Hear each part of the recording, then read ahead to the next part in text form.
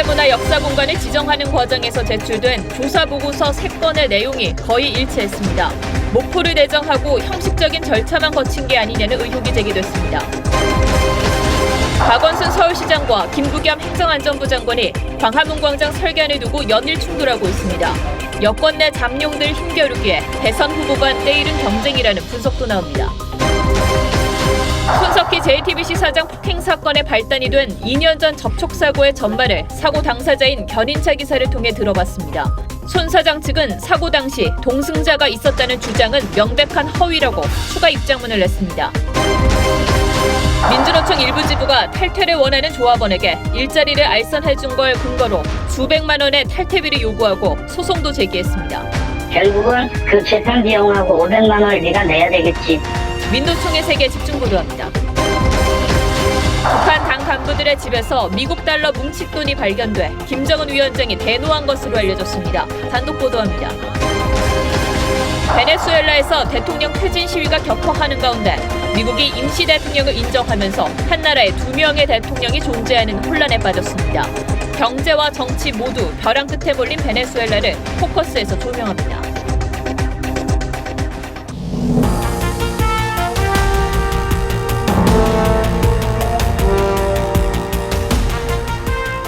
여러분 안녕하십니까? 뉴스9의 신동욱입니다. 손혜원 의원 측이 여러 채 건물과 땅을 샀다고 해서 투기 의혹이 일고 있는 목포 문화재 구역이 있습니다. 그런데 목포시가 작년 4월 처음 문화재 사업을 신청할 때는 이 지역이 포함되어 있지 않았는데 나중에 추가가 됐고 결국 손 의원 측 건물들이 대거 문화재 구역 안에 포함됐다는 겁니다. 요즘 유명해진 창성장과 손 의원이 기자회견을 한 창고 건물도 이 새롭게 추가된 구역에 포함되어 있습니다. 이 과정에 손 의원이 영향력을 행사한 것 아니냐는 의문이 자유한국당에서 나왔습니다. 먼저 김미선 기자가 보도합니다. 지도 속 파란색 지역이 목포시가 작년 4월 문화재청에 사업 공모 신청서를 제출할 당시 역사문화공간에 포함된 땅입니다. 그런데 같은 달 문화재 자문위원들이 다녀간 뒤 빨간 테두리로 구역이 바뀝니다. 당초에 없었던 계획들이 들어갔느냐라고 보면 관련 지인들이 계속 그 지역에 부동산을 매입을 했고 이 과정에서 손혜원 의원의 주변인들이 땅과 건물을 산 노란색 부분이 새로 포함됩니다.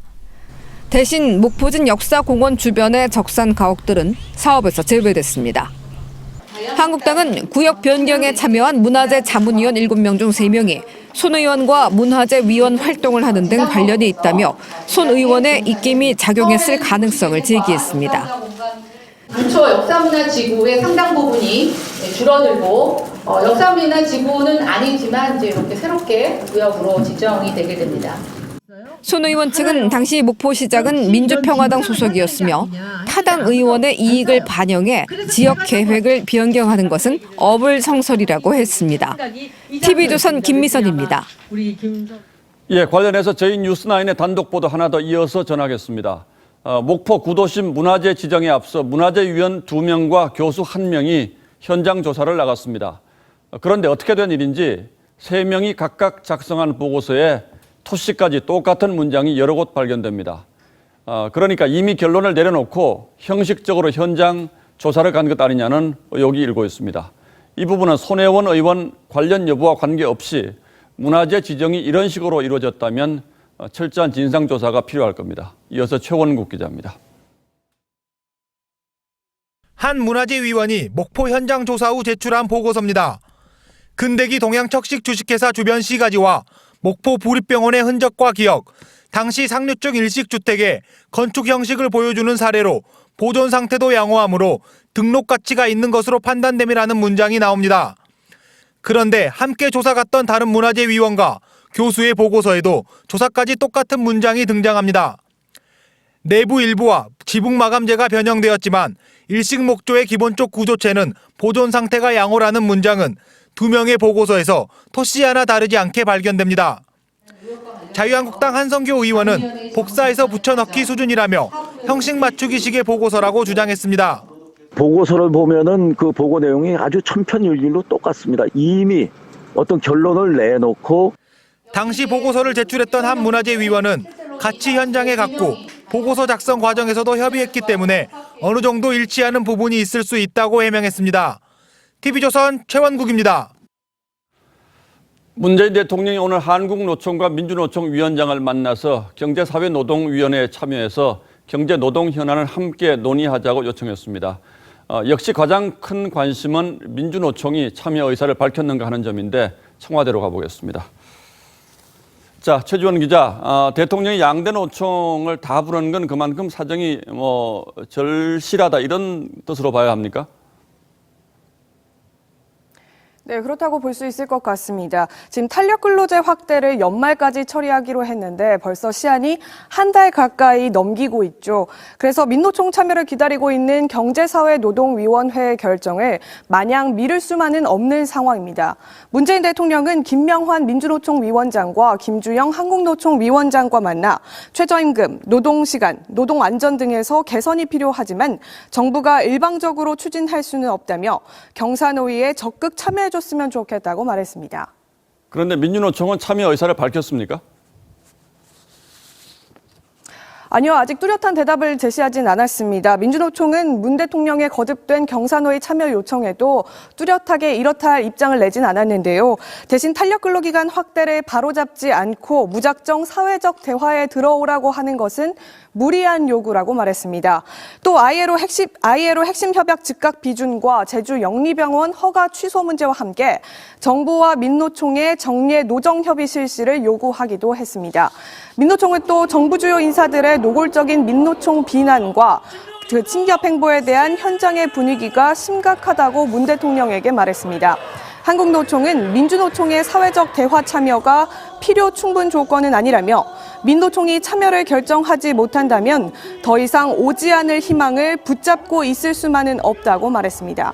지금까지 청와대에서 TV조선 최지원입니다. 광화문 광장을 둘러싸고 박원순 서울시장과 김부겸 행정안전부 장관이 정면으로 충돌했습니다. 서울시가 발표한 광화문 광장 설계안에 대해서 김부겸 장관이 절대 수용할 수 없다고 하자 박 시장은 김 장관의 이런 발언을 이해할 수 없다고 반박했습니다. 두 사람 모두 여권의 다음 대권 주자로 거론되는 사람들이어서 일찌감치 신경전이 시작됐다는 시각도 있죠. 보도에 이상배 기자입니다. 서울시가 지난 21일 내놓은 새 광화문 광장 설계안. 정부 서울청사 앞에 광장이 생깁니다. 현재의 주차장 자리입니다. 행정안전부는 지난 23일 설계안대로라면 공공기관의 기능을 상실한다며 반대 입장을 냈습니다. 행안부는 그러나 2시간 뒤 서울시와 적극 협력하겠다고 다시 말을 바꿨습니다. 그런데 이번엔 김부겸 행안부 장관이 직접 불편한 심기를 드러냈습니다. 김부겸 장관은 어제 한 언론 인터뷰에서 서울시의 설계안은 절대 받아들일 수 없다고 말했습니다. 김 장관은 합의되지 않은 사안을 여론으로 밀어붙이려는 것이라고 날을 세웠습니다. 박원순 서울시장도 물러서지 않았습니다. 박 시장은 한 라디오 방송에 출연해 행안부와 협의체도 구성했는데 김 장관이 절대 안 된다고 한 말은 이해할 수 없다고 맞받았습니다. 세상에 절대 안 되는 일이 어디 양 기관이 만나서 발표까지 했죠. 근데 장관님 무슨 뜻에서 그런 말씀을. 이런 가운데 새 광화문 광장 설계자는 논란이 된 이순신 장군 동상 이전과 촛불 바닥을 고집하지 않겠다고 밝혔습니다. TV조선 이상호입니다. 문재인 대통령이 정치적 편향 논란이 일고 있는 조혜주 선관위원 임명을 강행하자 야당이 국회 일정을 전면 거부하고 조 의원을 검찰에 고발했습니다. 자유한국당은 항의의 뜻으로 릴레이 단식이라는 걸 시작했는데 이게 도리어 역풍을 불렀습니다. 박재훈 기자가 보도합니다. 문재인 대통령이 조혜주 중앙선거관리위원회 상임위원을 임명하자 자유한국당은 국회 일정을 전면 거부했습니다. 헌정 질서를 파괴한 것이고 여야 협치를 파괴한 것이고 공정선거에 대한 국민의 믿음을 파괴한 것입니다. 바른미래당은 국회를 무시한 처사라고 비판했습니다. 제왕적 대통령제의 폐해가 그대로 나타난 일입니다. 한국당과 바른미래당은 조혜주 위원 등 4명을 공무집행 방해 혐의로 서울중앙지검에 고발했습니다. 한국당은 항의의 뜻으로 릴레이 단식에 들어갔습니다. 하지만 1인당 단식 시간이 5시간 30분이어서 단식 신용이라는 비판에 직면했습니다. 노웅래 민주당 의원은 SNS에 릴레이 단식이 아니라 릴레이 다이어트라며 목숨을 걸었던 단식 농성 정치에 대한 모독이라고 말했습니다. 5시간 30분 동안 릴레이 단식을 하겠다고 선언했으니 웰빙 정당의 웰빙 단식, 투쟁 아닌 투정을 증명한 셈입니다. 조혜주 위원 임명 과정에 문제가 있다고 지적했던 민주평화당도 릴레이 단식이 아니라 딜레이 식사라며 한국당 비판에 가세했습니다. 정치적 편향 논란이 있는 중앙선거관리위원 임명에 대한 야당의 항의가 오히려 여당 역공의 빌미를 제공했다는 비판도 나옵니다. TV조선 박지훈입니다. 전직 대법원장이 구속되는 등 법원의 뒤숭숭한 분위기가 이어지면서 법복을 벗겠다는 판사들이 줄을 잇고 있습니다. 지금 명예퇴직 신청을 받고 있는데 벌써 60여 명이 신청을 한 것으로 저희 취재진이 확인을 했습니다. 예년의 3배에 달하는 숫자여서 법원 내부의 내용이 그만큼 심각하다는 뜻으로 받아들여야 할 것 같습니다. 한성훈 기자의 단독 보도입니다. 지난해 10월 양승태 전 대법원장 자택 압수수색 영장을 기각했던 이현학 서울중앙지법 영장전담 부장판사는 최근 사표를 냈습니다. 법관으로서 내린 판단에 방탄판사단, 제19 감싸기 오명이 붙자 못 견뎌 했던 것으로 전해집니다. 검찰의 사법부 수사를 비판해온 성낙송 사법연수원장과 최인석 울산지법원장 등 고위 법관에 이어 올해 재경지법 공보 역할을 맡았던 A판사 등 소장판사들도 잇따라 사표를 제출했습니다. 지난달 20일 20여 명에 불과했던 법관 사표 제출 인원은 이달 4일까지 기한이 연장되고 지난주 15일로 마감된 명예퇴직까지 더해지면서 모두 60여 명으로 늘어난 것으로 파악됐습니다. 헌정사상 초유의 전직 사법부 수장의 검찰 소환과 구속수감을 전후해 법복을 벗어던진 법관 인원이 3배 가까이 증가한 겁니다. 일부 고법 부장판사는 오는 28일 정기인사에서 불이익이 확인되면 사표를 내겠다는 입장을 밝혀오기도 했습니다. 사의를 밝힌 한 판사는 판사들의 사기가 많이 떨어져 있다며 재판 일을 왜 계속해야 하는지 명분을 잃은 것도 이유라고 털어놓았습니다. 사표를 던진 후 후배 판사에게 앞으로 성향이 뚜렷한 연구회부터 가입해야 하는 것 아니냐는 농담을 건넸다는 얘기도 회자됩니다. 사표 횡렬에 대형 로펌은 반짝 특수도 누리고 있습니다. 최근 6년간 전관 영입을 하지 않았던 한 대형 로펌은 10에서 15년 차인 판사 3명을 이미 영입한 것으로 알려졌습니다. 법원 안팎에선 이번 정기인사에 따라 법원이 극심한 내홍에 빠져들 수 있다는 우려도 나옵니다. TV조선 한송원입니다. 손석희 JTBC 사장과 프리랜서 기자 사이에 벌어진 폭행 공방이 오늘 하루 종일 여론을 뜨겁게 달궜습니다. 물론 아직은 양쪽의 주장이 첨예하게 다르고 또 어떻게 보면 단순한 사건일 수도 있습니다만 이렇게 여론이 뜨거운 건 손 사장이 가진 언론인으로서의 영향력이 그만큼 크기 때문이라고 할 수 있을 겁니다. 따라서 저희도 이 사건을 우리 사회에 지대한 영향력을 가진 한 공인의 문제로 신중하게 다루도록 하겠습니다.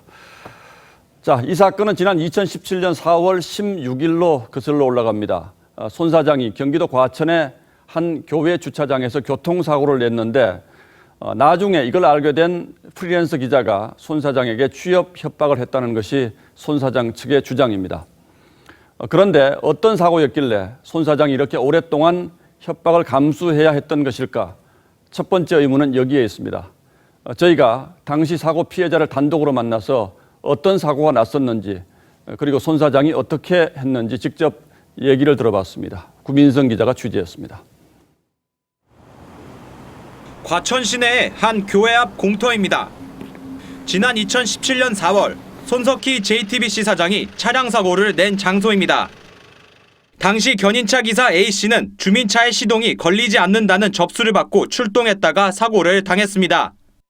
접수 차량의 시동을 걸어주는 사이 검정색 승용차가 후진을 하며 견인차 앞부분을 들이받았다는 겁니다.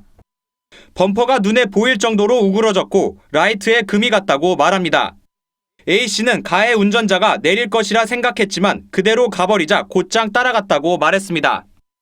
1km쯤 따라간 끝에 검정색 차가 우체국 사거리 신호등 앞에 멈췄고 A씨는 멈춰선 차량에 다가가 차창을 두드렸지만 서지 않고 다시 달렸다고 말했습니다. 무전으로 도움을 요청해 동료 견인 기사와 함께 따라붙었고 경찰에도 신고했습니다. 결국 검은색 차는 1.5km 정도를 더 질주한 뒤 고속도로 고가 밑에서야 멈춰섰다고 설명했습니다. A씨는 검은색 차에서 내린 건 손석희 사장이었다고 똑똑히 기억했습니다. 유명인인 탓에 명함만 받고 보냈고 출동한 경찰에겐 운전자와 합의했다고 말하고 돌려보냈다고 A씨는 말했습니다. 하지만 손 사장은 김모 씨가 공개한 녹음 파일에서 사고를 인지하지 못했다고 말합니다. 빼고 있는 상황이었기 때문에 그 친구들이 뭐 하고 있었는지 내가 잘 모르죠. 아, 상당히 그럼 뭐 한 몇백 미터를 가신 건가요? 예. TV조선은 A씨의 요청에 따라 A씨 육성을 쓰지 않았습니다. TV조선 구민성입니다. 피해 견인차 운전자가 기억하는 당시 상황은 이런 것이었는데 손 사장은 어제 입장문을 통해 이 사실을 알게 된 프리랜서 기자 김모 씨가 자신에게 지속적으로 취업 청탁을 하며 협박을 했다고 주장했습니다. 그러나 김 씨는 손 사장으로부터 폭행을 당했다는 지난 11일 직접 찍은 동영상을 공개하며 손 사장의 주장을 반박하고 있습니다. 자신이 취업을 시켜달라고 협박한 것이 아니라 오히려 손 사장이 사건을 무마하기 위해서 자신에게 같이 일할 것을 집요하게 요구하다가 벌어진 일이었다는 주장입니다. 이 역시 두 사람 사이의 대화를 직접 들어보시고 판단하시기 바랍니다. 백연상 기자가 취재했습니다. 손석희 JTBC 사장에게 폭행을 당했다고 주장하는 김모 씨가 사건이 일어난 식당을 나온 뒤 손 사장과 대화를 나눕니다. 아무튼 같이 하지 않게. 저는 분명히 제 뜻 말씀드렸습니다. 왜 자꾸 찍어서 뭐하냐? 김 씨는 곧바로 주점 바로 앞에 있던 상암 파출소로 들어가 손 사장으로부터 폭행을 당했다고 신고했습니다. 제가 방금 한 30분쯤 전에 JTBC 손석희 사장한테 주먹으로 2차례 얼굴을 가격당했거든요. 기록이라도 좀 남겼으면 좋겠는데. 신고를 마친 뒤 파출소로 나선 김 씨를 기다리고 있던 손 사장은 다시 한번 같이 일하자고 권유합니다. 풀자. 풀고 일하자. 너만 당사자가 아니고 나도 당사자잖아. 나 너 좀 일 좀 시켜야 되겠어. 다른 사람 찾으세요. 뭘 찾아?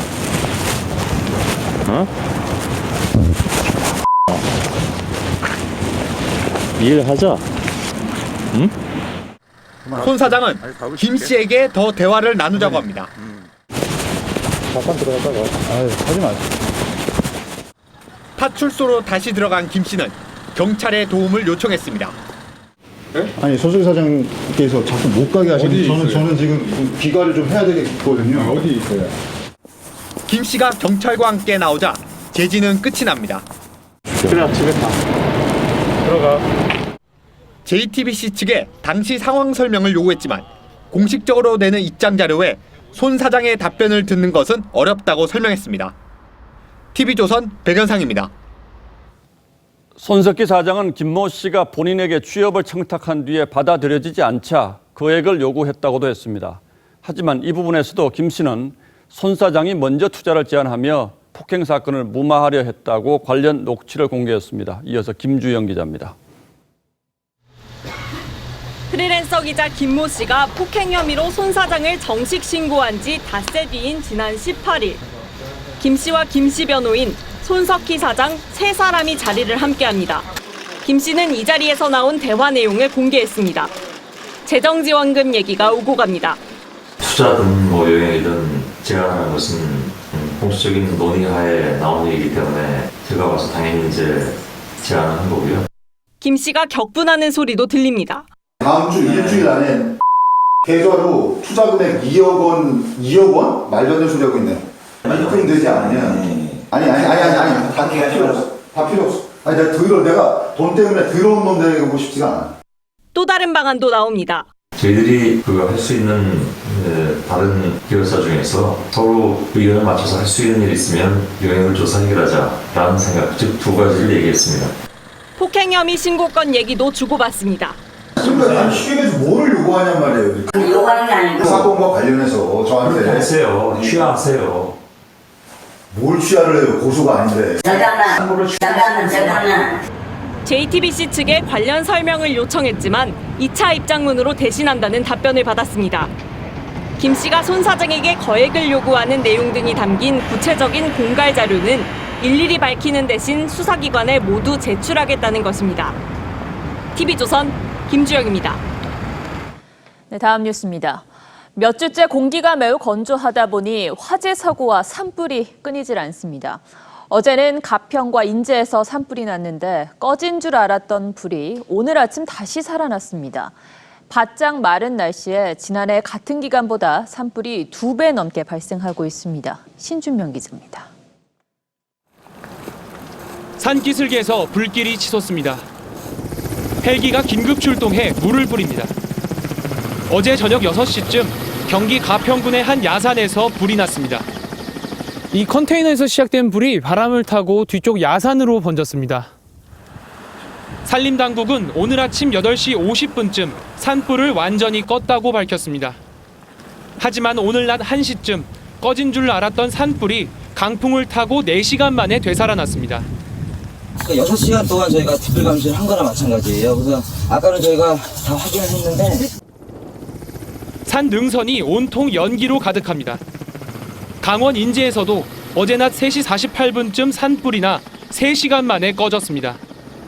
하지만 오늘 아침부터 불이 되살아났습니다. 올라갔더니 거의 개천까지 이렇게 불이 붙어갖고 내려와 있더라고요. 어제 하루만 전국에서 산불 7건이 났습니다. 낙엽을 만지면 부서질 정도로 건조하기 때문에 산 전체가 불쏘시개나 다름없습니다. 건조한 공기가 유입이 되고 또한 바람도 강하게 불어서 산불 등 각별히 조심을 해야 합니다. 이달 들어 전국에서 난 산불은 61건으로 지난해 같은 기간보다 2배 이상 많습니다. TV조선 신준명입니다. 올겨울 이렇게 지독한 가뭄이 이어지니 걱정이 많습니다. 2달 가까이 눈도 비도 내리지 않아 제한급수 위기를 맞은 곳도 있고 봄철 농사 준비도 차질을 빚을까 우려하고 있습니다. 이승훈 기자입니다. 강원도 속초시의 식수원인 쌍천입니다. 물이 말라 하천 바닥은 돌밭으로 변했습니다. 누런 갈대만 무성합니다. 물 한 방울 보이지 않습니다. 눈이 많이 오니까 산에 눈이 꽉 차 있으니까 부족한 적은 없지. 어떻게 하지요? 벌써 한 2, 3년 전부터 그러죠. 속초에 비나 눈이 내리지 않은 지 오늘로 52일째입니다. 다음 달까지 큰 눈이나 비가 오지 않으면 제한급수를 해야 합니다. 곳곳에 물절약 홍보 안내판을 붙이고 각 관공서마다 물절약 입간판을 제작해서 그 물절약. 충북 청주시의 한 마늘밭입니다. 새싹이 누렇게 말라 비틀어졌습니다. 12월부터 2달 동안 청주의 강수량은 0.1mm, 평년의 100분의 1입니다. 과수원도 겨울 가뭄에 비상이 걸렸습니다. 내년에 꽃을 피운다든지 이 나무가 생육을 활동을 할 때 지장이 굉장히 많은 거죠. 서울은 59년 만에 처음으로 눈 없는 1월을 맞았습니다. 지난달 적설량도 2.1cm에 그쳤습니다. 오늘 밤부터 내일 새벽까지 동해안에는 눈이 최대 7cm가 내리겠지만 겨울 가뭄을 해소하기에는 부족할 전망입니다. TV조선 이승훈입니다. 멧돼지 공격으로 주민 1명이 숨지는 일까지 발생하자 대대적인 포획 작전이 펼쳐졌습니다. 일단 사람을 공격한 것으로 추정되는 멧돼지는 잡았습니다. 겨울철에는 배고픈 멧돼지가 인가에 출몰하는 경우가 이렇게 많은데 멧돼지와 마주치면 어떻게 해야 하는지 이심철 기자가 알려드립니다. 사냥개들이 수풀을 헤치며 냄새를 쫓습니다. 야생생물관리협회원 20명은 멧돼지 흔적을 찾습니다. 3계조로 나눠 봉화산 등을 정밀 수색했습니다. 돼지 문제인 거죠. 정어도 문제인 거 금방 되겠는데. 아, 최근에? 제가 저건 그거 뭐 이렇게 안 돼. 수색을 시작한 지 3시간. 몸 길이 170cm의 멧돼지가 사살됐습니다. 날카로운 이빨을 가진 수컷입니다. 칼하고 똑같아요. 이거는 치명상이 되죠. 사살된 멧돼지 몸에는 최근에 생긴 상처가 발견됐습니다. 숨진 65살 노모 씨가 몸싸움을 하다 입힌 상처로 보입니다. 다른 대지가 흔적이 없으니까는 발 자체나 모든 걸 우리가 경험으로 봤을 때 그 대지가 확실하다고. 지난 23일에도 부산 아파트에 멧돼지가 나타나 차를 부수고 달아났습니다. 겨울철에는 멧돼지가 먹이를 구하러 마을까지 내려오는 경우가 많습니다. 멧돼지를 만나면 끝까지 행동을 지켜봐야 합니다. 돼지를 주시하면서 뒷걸음질로 해서 조용하게 빠져나와야 돼요. 또 멧돼지를 향해 소리 지르는 등 자극하는 행동은 하지 않아야 합니다. TV조선 이심철입니다. 오늘 기상청이 서해에서 인공적으로 비를 내리게 했습니다. 인공강우가 미세먼지를 얼마나 줄일 수 있는지 실험을 한 건데요. 자세한 분석 결과는 시간이 지나야 알 수 있지만 일단 오늘 비는 볼 수가 없었습니다. 이채린 기자입니다. 바다 위에 뜬 기상 항공기, 날개에 기다란 막대 모양의 장치가 붙어 있습니다. 전북 군산 인근 해상 위를 비행한 기상 항공기는 이 장치를 통해 구름씨를 뿌렸습니다. 2km 상공 20km 거리를 오가며 요오두화 은이 든 연소탄 24발을 터뜨렸는데 구름 속 물방울과 만나 비가 내리도록 하기 위해서입니다. 기상청과 환경부는 미세먼지를 저감시킬 수 있을지 관측하기 위해 이번 인공강우 실험을 기획했습니다. 하지만 오늘 실험 이후 비가 내리는 것을 보진 못했습니다.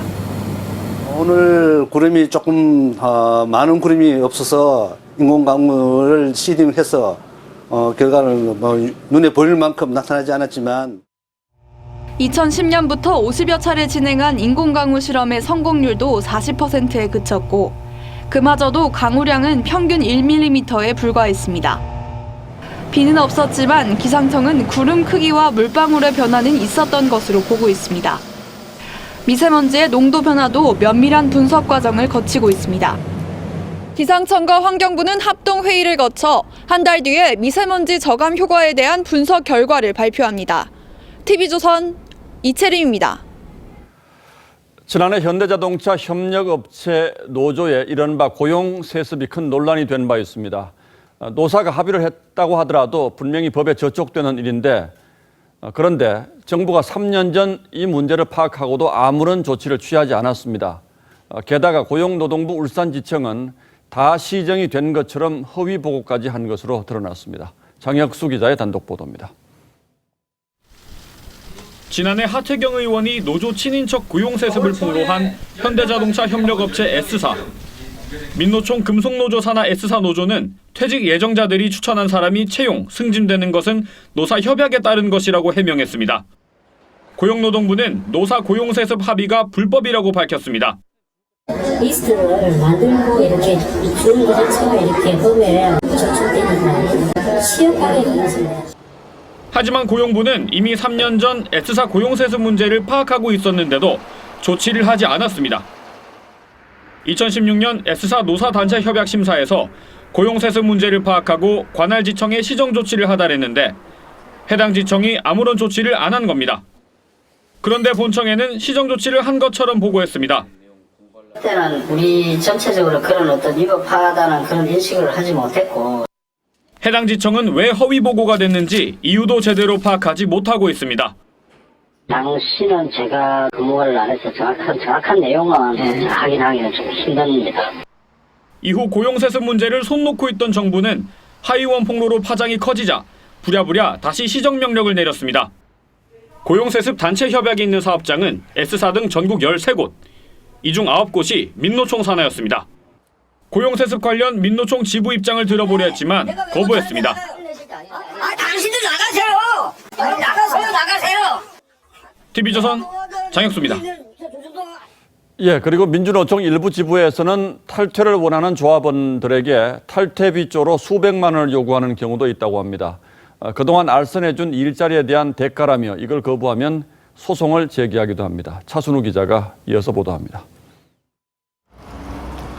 대형 타워 크레인 기사 A씨. 매일 60m 높이의 대형 크레인을 오르내리며 가족의 생계를 꾸려갑니다. 노조에 가입하면 일감을 안정적으로 얻을 수 있다고 해 2003년 민주노총 건설노조에 가입했습니다.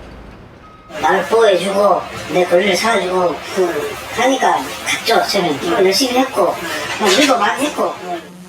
실제로 민노총은 건설 현장 일자리가 생기면 조합원 순번을 정해 일자리를 나눠줬습니다.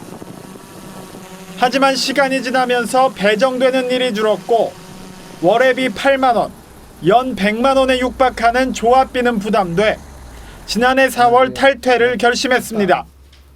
탈퇴 의사를 밝히자 민노총 건설노조 대전 충북지부 소속 간부가 탈퇴비로 500만 원을 요구했습니다.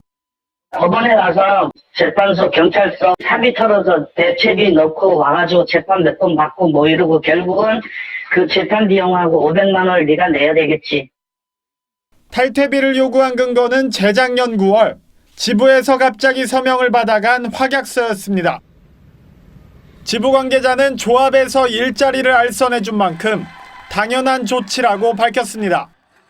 회사에서는 조합을 보고서 써준 건데 당연히 그건 반납을 하고 가야잖아요. A씨가 탈퇴비를 안 내자 민노총 지부 측은 소송까지 제기했고 현재 진행 중입니다. 노조 탈퇴자들이 말하는 노동운동 이대로 좋은가? 오늘 저녁 10시 탐사보도 7에서 방송됩니다. TV조선 차순우입니다. 나라 돈이 많이 들어가는 대규모 국책 사업을 시작하기 전에 이게 과연 꼭 필요한 사업인지를 점검해보는 예비 타당성 조사라는 게 있습니다. 총 사업비 규모가 500억 원을 넘고 국가재정에서 300억 원 이상 지원하는 사업은 예비 타당성 조사를 하게 돼 있죠. 그런데 최근 문재인 대통령을 비롯한 여권 인사들이 각 지역 현안 사업에 대해서 연일 예비 타당성 조사를 면제해주자 이런 목소리를 내고 있습니다. 오늘은 이 문제를 집중적으로 따져보겠습니다. 자, 강동원 기자. 예. 정부가 다음 주에 예비 타당성 조사 대상을 발표한다는 거죠? 예, 그렇습니다. 지금까지 신청한 데가 몇 군데나 됩니까? 그러니까 지난해 11월부터 이 열흘간 신청을 받았었는데요. 전국의 17개 광역지자체에서 총 61조 2,518억 원 규모의 사업 33개를 신청했습니다. 자, 물론 이 가운데 몇 군데나 해당이 될지는 모르겠습니다만 예. 상당히 많은 데서 신청을 했는데 예. 정부가 이렇게 신청까지 받아서 예비 타당성 조사를 면제해 주겠다. 그건 왜 그렇습니까? 그러니까 일단 지역균형 발전을 이유로 꼽을 수가 있죠. 예. 지역에 대규모 SOC 공사를 한다면 이 우선 일자리가 많이 생겨서 지역 경제가 좋아지겠죠. 이 빠르게 경제 활성화 효과를 볼 수 있다는 장점이 있습니다. 실제 관련 법령에서도 이 예비 타당성 조사 면제 사유로 이 지역 균형 발전이 적시돼 있기도 하고요. 예. 그리고 보통 예비 타당성 조사는 이 최소 6개월에서 평균 15개월이 소요되는데 자, 이게 면제된다면 사업 기간을 크게 단축할 수가 있겠죠. 그래서 이 긴급한 국가 정책 사업일 경우에 예비 타당성 조사 면제를 하기도 합니다. 노무현 정부 때 호남 고속철도와 이 강릉 원주철도가 대표적이고 이명박 정부의 이 4대강 사업도 일부를 제외하고는 대부분 예비 타당성 조사 없이 추진된 대표적인 사례입니다. 예, 뭐 강 기자가 대체적으로 장점만 얘기를 해서 그런지 근데 이게 왜 논란이 되는 겁니까? 그러니까 혈세가 이 낭비가 된다는 이유입니다. 이 예비 타당성 조사라는 것이 이 불필요한 대규모 토건 사업을 함부로 벌이지 않도록 하는 일종의 거름 장치이기 때문인데요. 실제 1999년 예비 타당성 조사 제도가 도입된 이후에 2017년까지 이 벌인 조사에서는 이 3건 중 1건 이상이 사업 부적합 판정을 받았었습니다. 그래서 이 때문에 국고 141조 원도 아낄 수 있었습니다. 이게 대부분 다 토목 사업들인 거죠? 그렇습니다. 그런데 현 정부는 이 토목 사업으로 경기를 부양하는 데 대해서는 상당히 부정적인 입장을 가지고 있지 않았습니까? 예, 맞습니다. 이 과거 문재인 대통령은요, 그동안 이 과거 정부의 대규모 토목 사업에 대해서 비판적인 견해를 보여왔었는데 이번에 말이 달라진 것은 사실입니다. 직접 들어보시죠. 예. 인위적인 경기 부양책으로는 경제를 살릴 수도 또 민생을 지킬 수도 없다는 것이 이미 입증됐습니다. 예타 면제는 이 국가 균형 발전을 위해서 광역별로 한 건 정도의 그 어떤 공공 인프라 사업들은 좀 우선순위를 정해서 예, 뭐 꼭 필요하면 말이 바뀔 수는 있습니다만 이런 분위기에 휩쓸려서 나중에 후회할 사업을 마구잡이로 벌이는 건 아닌지 그건 좀 걱정이 되는군요. 예, 강동원 기자 잘 들었습니다.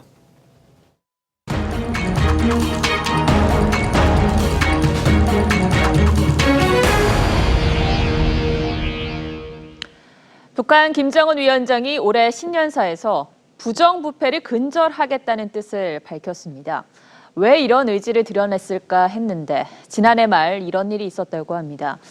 집안에 거액의 미국 달러를 보관하고 있던 북한 간부들이 무더기 적발된 것으로 알려진 건데요. 정수양 기자의 단독 보도입니다. 북한 당국이 최근 중앙기관들과 당 간부 집중 검열을 벌인 결과 적지 않은 간부들의 집에서 수십만 달러의 외화가 발견됐다고 대북 소식통이 전했습니다. 사건의 발단은 북한 호위사령부 산하 연못 무역회사 직원의 집에서 거액의 외화가 발견되면서였습니다. 상상을 초월한 거액이어서 김정은 국무위원장에게도 보고가 이뤄졌고 김 위원장은 어떻게 한 사람에게서 그렇게 큰 돈이 나올 수 있는가라며 집중 검열을 지시했다는 겁니다. 현재 북한 사회가 굉장히 이제 어렵고 불안하고 이렇기 때문에 누구나가 달러를 챙기는데 혈안이 되어 있습니다. 김 위원장이 신년사에서 부정부패와의 전쟁을 언급한 것도 이런 맥락이었다고 이 소식통은 전했습니다.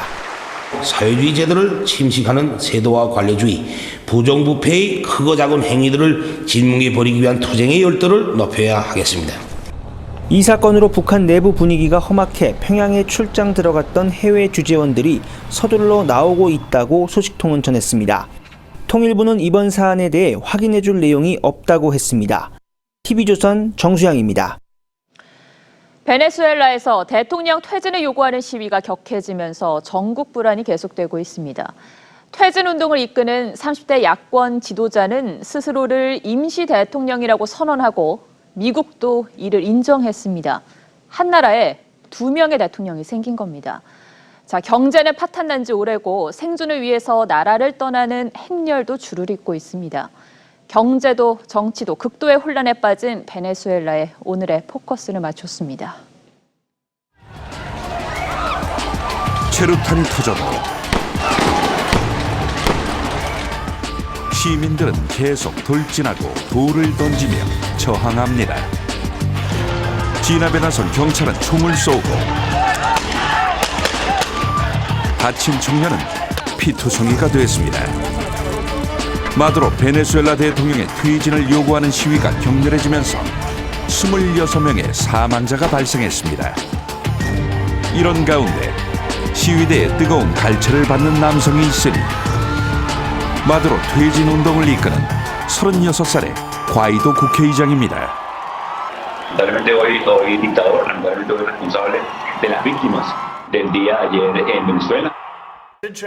미국은 그를 임시 대통령으로 인정하는 성명을 발표하며 힘을 보탭니다. 베네수엘라에 2명의 대통령이 존재하게 되었습니다. 마두로 대통령은 미국과 관계 단절이라는 초강수를 두었고 Hasta el domingo tiene las 72 horas para retirarse de Venezuela. 끝내 대서관 문은 닫혔습니다. 국제사회는 두 쪽으로 갈렸습니다.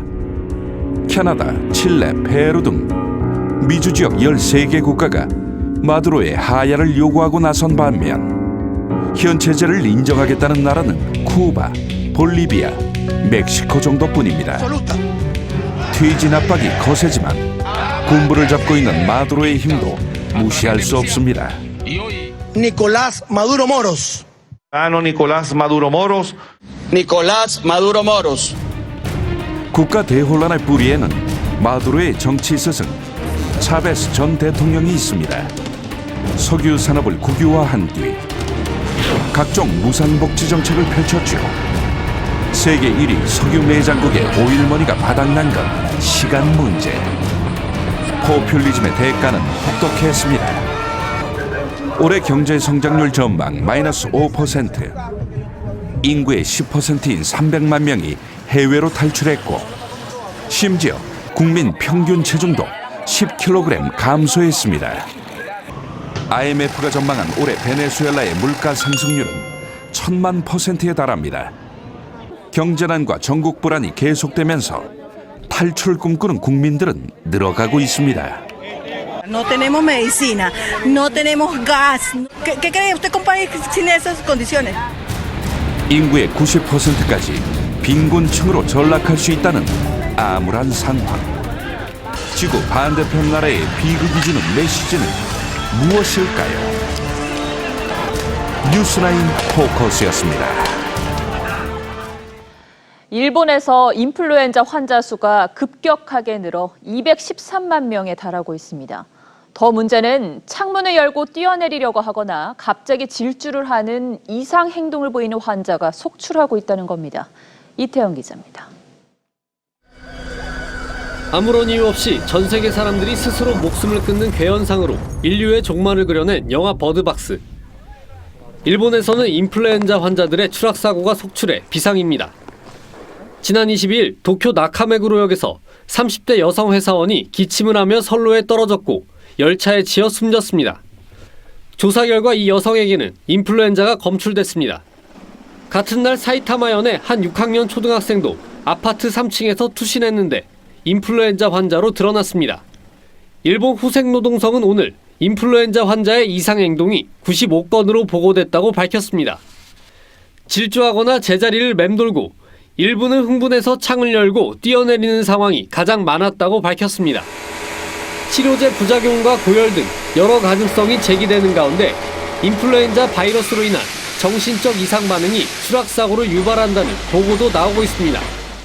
일본 보건당국은 아예 인플루엔자 환자를 혼자 두지 말고 창문을 잠그거나 1층에 머물게 해야 한다는 당부사항까지 발표하고 있습니다. 일본 내 인플루엔자 추적 환자 수는 213만 명을 돌파하며 역대 최대 감염을 갱신하고 있습니다. TV조선 이태용입니다.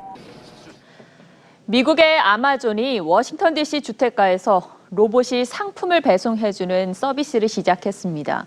우리나라에서도 이 로봇 배송 연구가 활발하게 이루어지고 있는데 미국보다 넘어야 할 산이 더 많다고 합니다. 유아른 기자가 취재했습니다.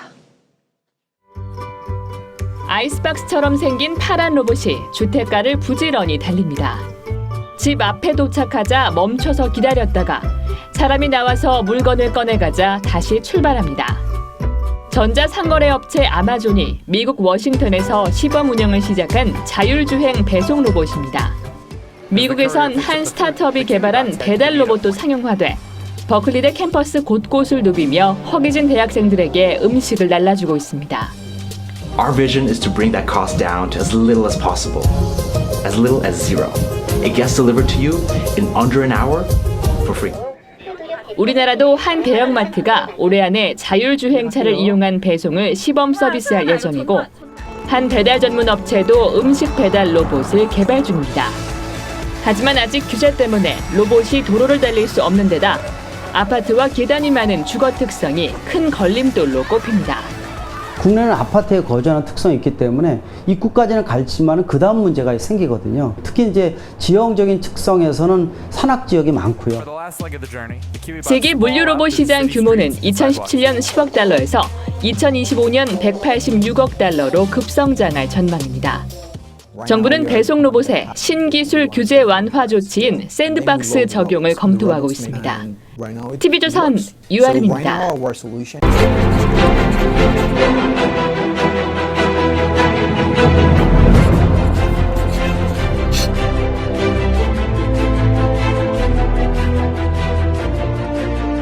이런 9살 스웨덴 할머니와 친구들이 요양원을 뛰쳐나와 강도단을 만듭니다. 외출도 못하고 커피도 제대로 못 마시는 요양원보다 감옥이 낫다고 생각한 거죠. 노인들은 나라와 사회의 노인 취급 방식을 뜯어고치겠다며 좌충우돌합니다. 베스트셀러 메르타 할머니 3부작은 몸도 마음도 팔팔한 노인들이 푸대접을 받는 세태를 풍자합니다. 세계 최고 복지국가라는 스웨덴 노인들도 우리처럼 불만이 많은 모양입니다. 이런 사례 작가는 99살까지 산 아버지를 이 소설의 모델로 삼았다고 했습니다. 어머니 앞세우고 92살에 새 짝을 만난 뒤 7년이 인생에서 가장 행복한 시기였다고 말씀하더랍니다. 65살까지는 청년, 79까지 중년, 그리고 99가지를 노년으로 부르자고 하는 세상입니다. 그래서 노인의 법적 기준을 65살에서 70살로 올리는 논의를 시작해야 한다는 복지부 장관의 말이 크게 느닷없지는 않습니다. 65살 이상 연령층 스스로도 열의 9이 이런 살은 돼야 노인이라고 생각합니다. 그리고 셋 중 둘은 평균 72살까지 일하기를 원하고 실제로 70대 전반 노인 셋 중 한 명이 이렇게 일을 하고 있습니다. 다만 모아둔 게 없어서 생계를 위해서 일자리를 찾는다는 현실이 안타까울 뿐이죠. 그러다 보니 우리나라의 노인 고용률과 빈곤율이 동시에 OECD 최고가 됐습니다. 노인의 기준을 올리자고 하는 데는 복지비용 부담이라는 현실적 이유가 큽니다. 법적 노인 연령이 올라가면 기초연금부터 지하철 무임승차까지 이 다양한 복지 혜택 연령도 따라서 올라가기 때문입니다. 그런데 그렇게 하면 정년 60살을 가까스로 채운다고 해도 버텨내야 할 세월이 그만큼 더 늘어나는 셈이어서 답답하기는 마찬가지일 테죠. 결국 열쇠는 노인 기준을 몇 살로 정하느냐가 아니라 노인의 삶을 얼마나 촘촘하게 살펴서 배려하느냐에 있을 것 같습니다. 기준 나이를 올리자는 얘기에 앞서 우리 사회가 노인을 바라보는 시선에 좀 더 온기를 불어넣어야 한다는 말이 그래서 필요합니다. 주자는 늙기는 쉬워도 학문을 이루기는 어렵다고 했습니다만 늙기는 쉬워도 노인으로 살아가기는 힘겨운 대한민국입니다.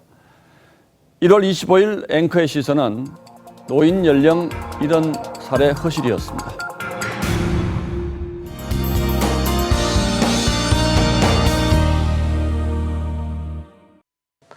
네, 중부와 경북 일부에는 한파주의보가 내려졌습니다. 이번 주말 중부지방 아침 기온 체감 영하 10도 내외의 강추위 이어지는데요. 외출하실 때 옷차림 신경 쓰시고 한파 사고에도 대비하셔야겠습니다. 강원 영동 지역은 밤사이 최고 7cm까지 눈이 내리겠고요. 호남 서해안과 제주는 내일 새벽까지 눈발이 조금 날리겠습니다. 이를 제외하고 내일도 맑겠고요. 건조특보도 곳곳에 계속되고 있습니다.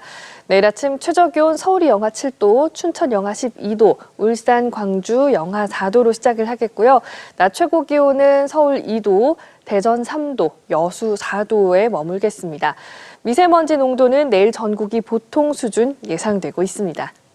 다음 주에는 기온이 꽤 오르내리는데요. 1월의 마지막 날에는 모처럼 전국에 비나 눈이 올 가능성이 있습니다. 날씨였습니다. 예, 금요일 뉴스9 마치겠습니다. 시청해 주셔서 고맙습니다.